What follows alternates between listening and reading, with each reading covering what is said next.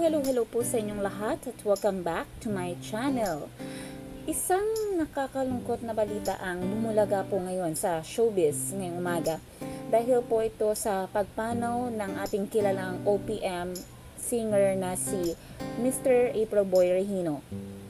Ito ay kinumpirma ng kapatid ni April Boy na si Bingo sa kanyang FB post na nagsasabing, nakakalungkot naman ang araw na ito, wala na ang Kuya April Boy ko. Kung inyong matatandaan, noong 2014 ay nag-quit si April Boy dahil na rin sa kanyang prostate cancer. Ayon sa kanyang asawa na si Mrs. Madel Regino ay naging depressed ito nang ma-diagnose ng nasabing sakit at halos di na kumakain at tinanggihan ng mga treatment nito. Ngunit dahil din sa kanyang asawa ay maban din kalaunan si April Boy at sumailalim sa iba't ibang treatments, maging po sa mga alternative medicines. Si April Boy ay nakilala noong 1990s dahil sa kanyang mga novelty songs at ilang mga kanta na talaga namang tumatagos sa puso, tulad ng Umiiyak na Puso, Yeye Bonel, at Di Ko Kayang Tanggapin. At kung inyo rin po matatandaan, ang mga kantang ito ay ilan sa mga kantang talagang naging hit na hit. Hindi lang po sa madlang people, kundi pati na rin po sa mga videoke bars or sa mga videoke tuwing may birthdays o may mga celebration. Ano po?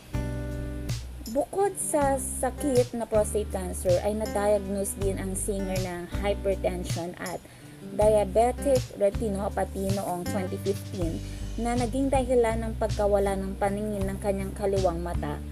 At si April Boy din po ay na-diagnose ng hypertension. Okay po? So kaya bukod po sa prostate cancer ay yan din po talaga ang mga sakit na maaaring naging contributor sa kanyang pagkawala ngayong November 29. Si April Boy ay pinanganak noong April 9, 1969 at yumao ngayong November 29 sa edad na 51. So, Mr. April Boy Regino, rest in peace at maraming salamat sa iyong mga naiambag sa ating industriya ng musika. Talaga hindi ka makakalimutan ng mga Pilipino. Condolence po sa pamilya ng yumaong singer.